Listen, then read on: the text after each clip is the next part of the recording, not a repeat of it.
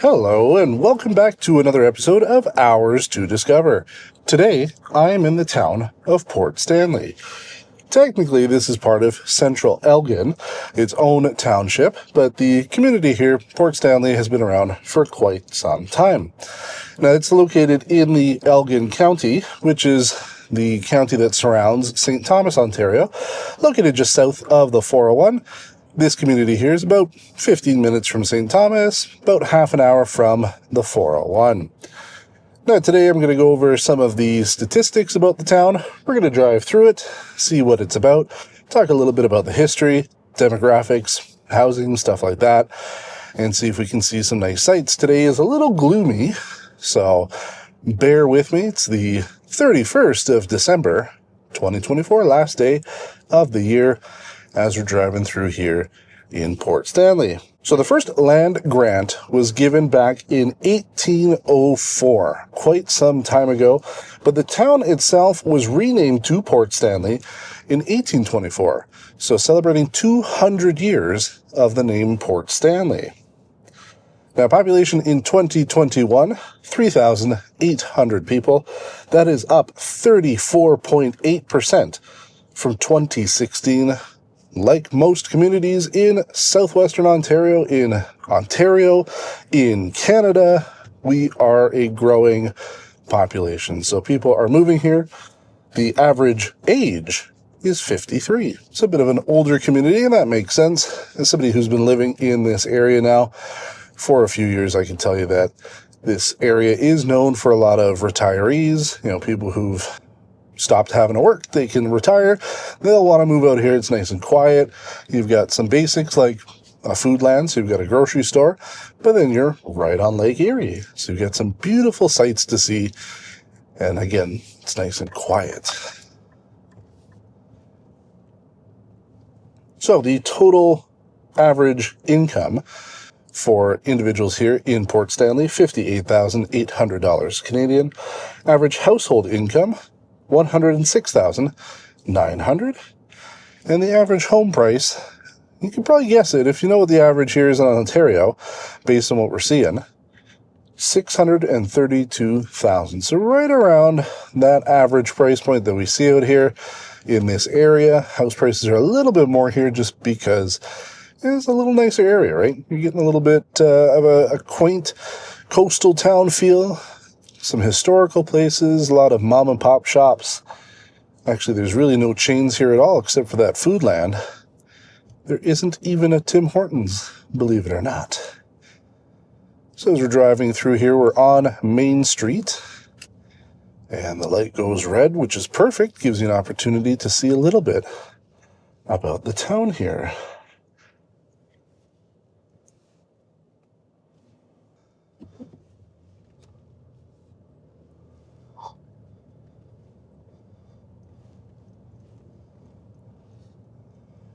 So Port Stanley is divided, obviously, by the port, the waterway in the middle of the town here. We're on the east side.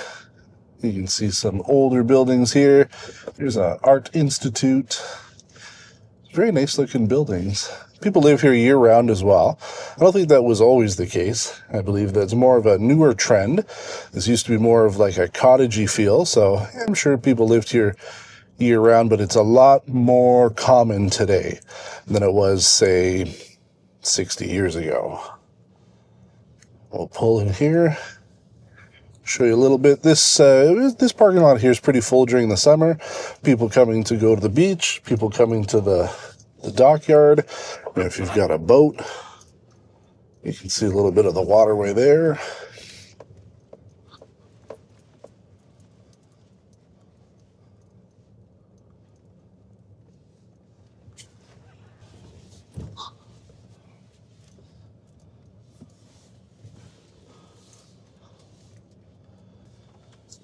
So there are beaches on both sides of the dock here, of the pier, of the port, whatever you want to call it. Depending on which side you want to be on, they are pretty busy during the summer. There's parking for both, and then a lot of the people who live here in town, because they're so close, they'll just walk right there. So it does get pretty busy. And, I'd say it's one of the more hidden gems here, just because it's not a provincial park like a lot of our beaches are. It's a municipal beach, so don't really have to pay to go, you just have to pay to park, which is kind of nice. Now we're going to jump out here because the little monument here where the Port Stanley sign is actually a heritage designation, as the area here is part of the Canadian Historical National Register. So as promised, right here just beside the Big Fish and Port Stanley sign, we do have our historical plaque marker here. I'll leave that on screen for you if you want to read it, both in English and French as expected here, as it is a nationally historic site.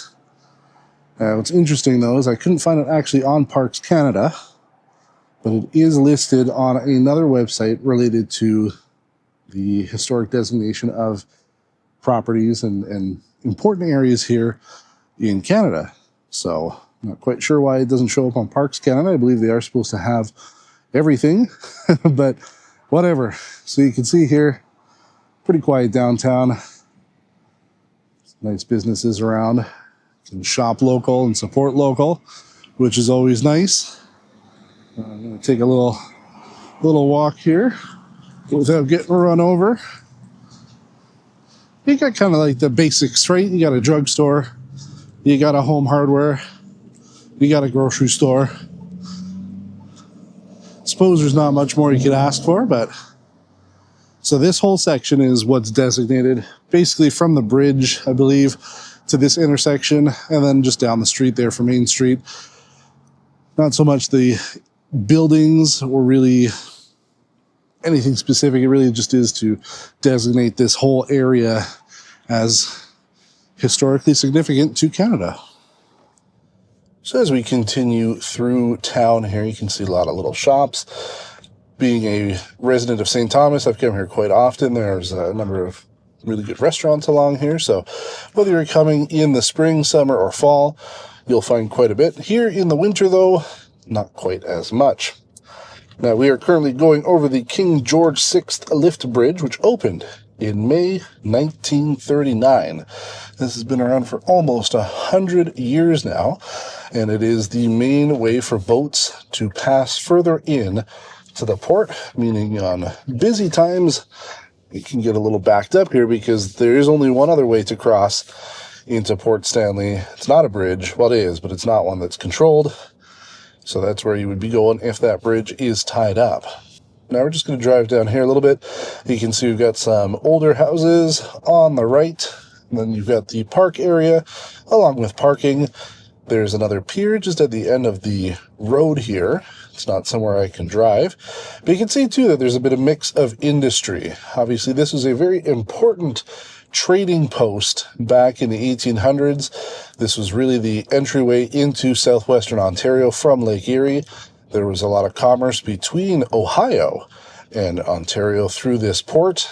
That's why there's still a little bit of industry here in Port Stanley, right at the port entrance.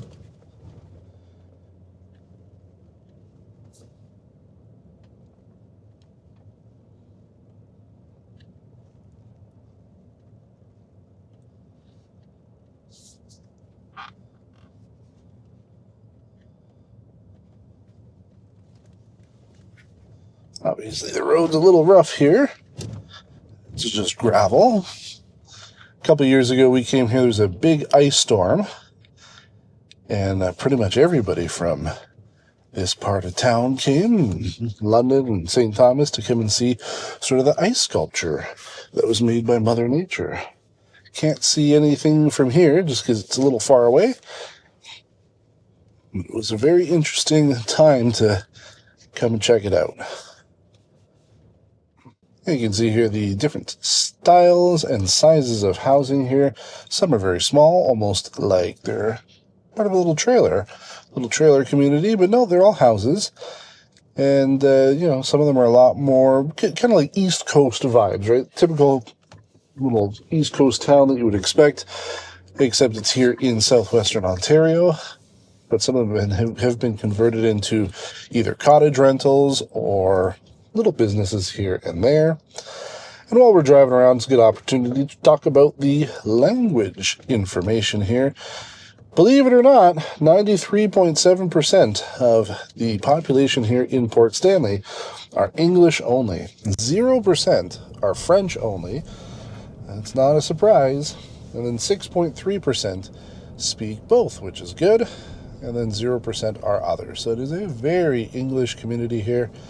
You can see as we're driving sort of along the boardwalk area here, you've got a lot of newer style cottagey rentals and housing. These are all pretty new on both sides. They've got stuff going on. So there's a lot here. I mean, that's why I said community has grown quite a bit in the last couple years, and I believe it will continue to grow. Because obviously people who are looking for a little bit of an easier lifestyle, this is going to fall right in line with what you're looking for. Nice and quiet, not a lot of traffic. I mean, look, there's pretty much nobody on the road. Now, I know that it is New Year's Eve, but still, it's pretty quiet along here. So as we're turning around here, I'll give you a little bit of information about the town itself. It was named after Edward Smith Stanley. He was the 14th Earl of Derby, and he went on actually to become the Prime Minister of the United Kingdom. So the town was named after Mr. Stanley there. Smith Stanley would probably have been too long of a name, so they just went with Port Stanley. As I mentioned, it sits on Lake Erie. It was a very important part of the trade route here in the 17th and 18th century. And that intersection that we passed through, that we talked about, that's right where Kettle Creek runs, and it has been designated as a National Historic Site. Now, the sheltered harbor, we kind of passed through there. You can see some of the actual harbor buildings there. That used to be federally run by Transport Canada, but it was transferred over to the municipality a while ago. And while the municipality does run some of those, most of them are inactive.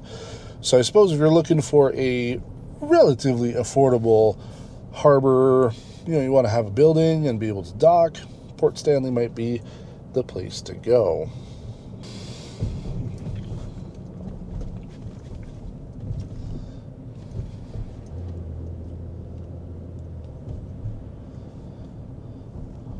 There's more houses along here. Some of them are maybe in need of some love, right? Some of them are for sale. So if you're interested, there's some options here for those looking to buy a house in Port Stanley. You got a little convenience store here. Can't ask for too much more, really. I mean, maybe a Tim Hortons, but I think it's just a little too small for that. And then, as always, a LCBO. You got to be able to get your liquor somewhere. Now, this is a good opportunity to talk about the train here. As you can see, this is the Port Stanley train line that actually runs between Port Stanley and St. Thomas. This used to be part of the London and Port Stanley rail system, which used to run between the two cities way back in the day. The tracks have essentially been removed from St. Thomas onward, but they actually installed tracks to allow this system to run again between the two towns. So during the summer, it's pretty busy. It's a nice destination for people to come to. But then even here during winter, they have a Santa train a couple times a year where you can meet Santa. And you can see here's some of the rolling cars, rolling stock that they've got. Quite a bit. All of it works. So this is a very rare, I'd say. There's not too many, there's really not too many train lines that are independent these days, but let alone a very small regional train that really just runs like a 10, 15 kilometer stretch. It's pretty unheard of. So you can see they've got a nice little sort of rail yard here set up with all of their equipment. They do repairs and stuff here, and that comes into St. Thomas.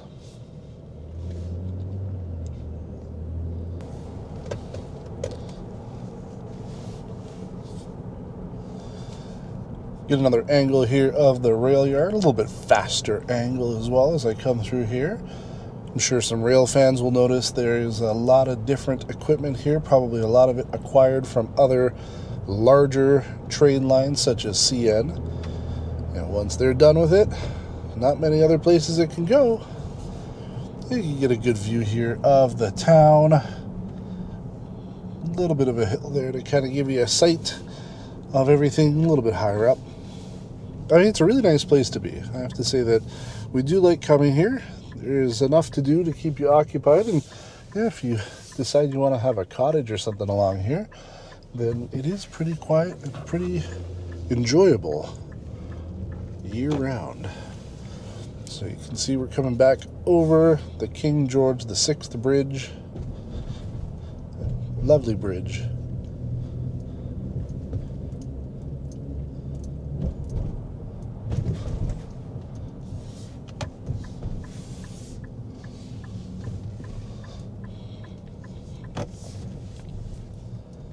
And again, some more houses here. You're not going to see these in too many other places here in Southwestern Ontario, at least. They are quite unique.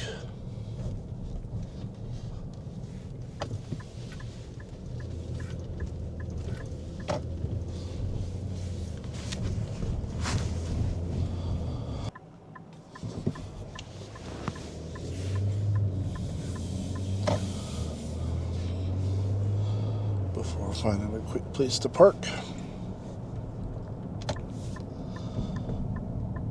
So as we come back into the main intersection here in town, we're going to turn left this time. You can see the fire hall market that used to be the fire hall. It's now a marketplace. And then we go up a very steep hill. This is not necessarily a hill I would want to be coming up in the winter if I didn't have snow tires and four-wheel drive. This is certainly not a hill I would like to be coming up if I was learning how to drive a manual. That would not be very fun either, would it? But there are some more houses up here, because the town, as I said, is pretty big. So you got to put those houses somewhere. But this is a little bit of a newer area, so if you're wondering what kind of house you can get pretty much anything you want. A newer one or older one, a condo, all sorts of stuff. And like they're building like a massive building up here. This could be a retirement home, because there are a lot of them here in this area, so it kind of makes sense. But I hope you've enjoyed this episode as we drive through Port Stanley, Ontario. If you have any questions, as always, we are here to answer them. We hope you enjoyed it. If you have suggestions about other towns, currently we are working through this portion of Southwestern Ontario, so you can stay tuned for more content like this through more areas of small towns like this, and we will expand our reach as time goes on. So thanks for watching. Have a happy new year, and we'll see you next time.